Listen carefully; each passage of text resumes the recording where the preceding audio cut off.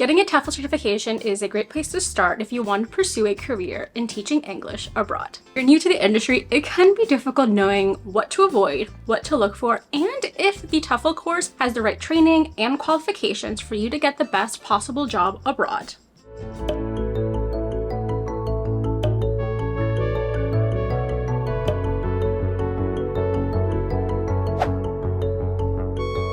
So in this video, we're covering 5 TEFL red flags to avoid, tips on choosing the right TEFL for you, and additional resources to help you in your decision-making process. Here are the 5 things to avoid when choosing a TEFL.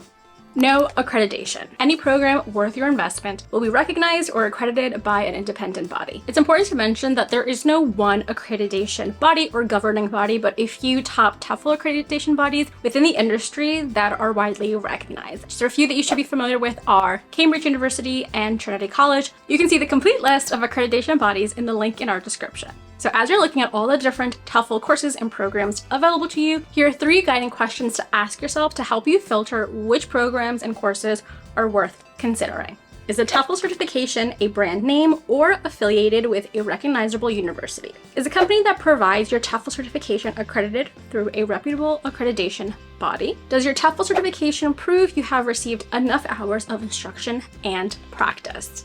This last question leads us into our next red flag. The second thing to avoid is TEFL courses and programs that do not meet industry required hours. So let's break this down a little bit. The industry standard is 120 hours. When you start your search for teaching jobs abroad, you're going to come across different opportunities that have some variation of 120-hour TEFL required or preferred. So out of 120 hours, 100 of those hours are class time and coursework. Essentially the time that you are learning the strategies and theories that you're going to apply in the classroom. The 20 hours of the 120 hours makes up your practicum. This is where you're going to take those theories and strategies that you learned and apply them. Although the industry minimum is 6 hours, it's very common that you will come across jobs that require or prefer you to have 20 hours of teaching practice. So hence why we say 120 hours is the industry minimum. So how do you know if your TEFL certification will be 120 hours? Any reputable or accredited course, it will say in the course listing how many hours the course is or what type of certification you're getting. But another way to determine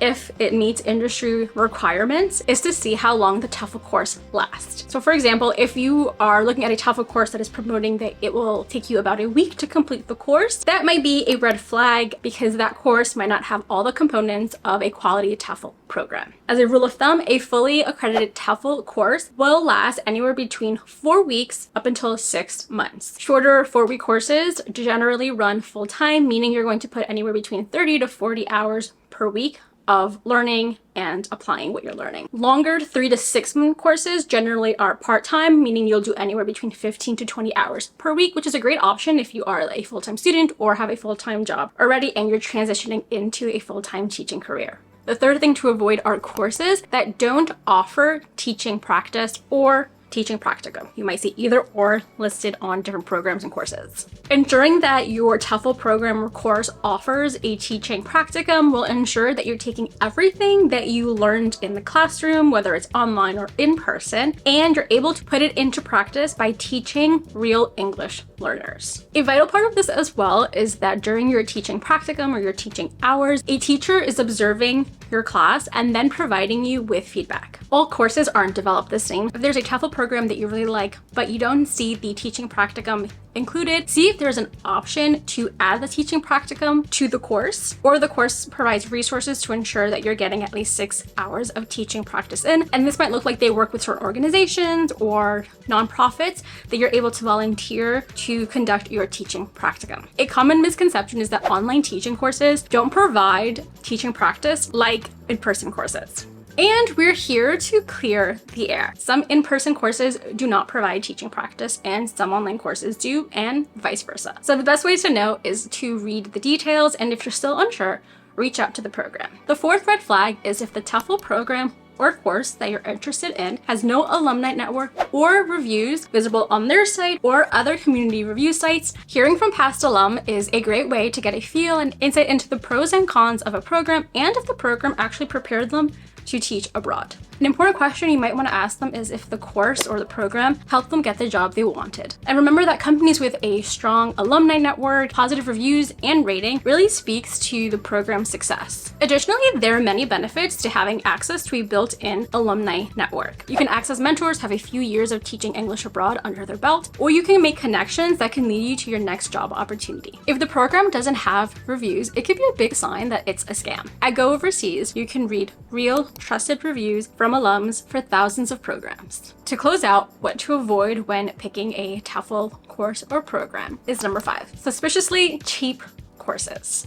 You found your dream program and it only cost $75. We hate to break it to you, but you might be getting scammed. We understand that courses promoted as cheap can be very appealing in the short term, especially if you're on a budget. However, if teaching abroad is a career that you want to pursue long term, we recommend avoiding these courses. And the reason why is that they might not meet industry standards or requirements like being 120 hours or having a teaching practicum. And therefore, it means that you might not get the support you need throughout the course to be a real certified teacher and also an effective teacher in the classroom.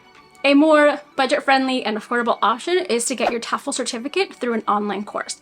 The average cost is anywhere between $500 to $1,500 USD compared to in-person courses that can go up to $2,000. If you want to explore some of the best online TEFL programs, then we recommend watching this YouTube video on our channel. Before getting into our Go Overseas tips when choosing a TEFL program, let's quickly recap the 5 TEFL red flags to avoid. Not accredited, don't bother, and find another course. The course does not meet the 120 required hours. The course does not offer a teaching practicum. If you can't put into practice what you're learning in the classroom, then it's not worth your time. Has no alumni network or reviews.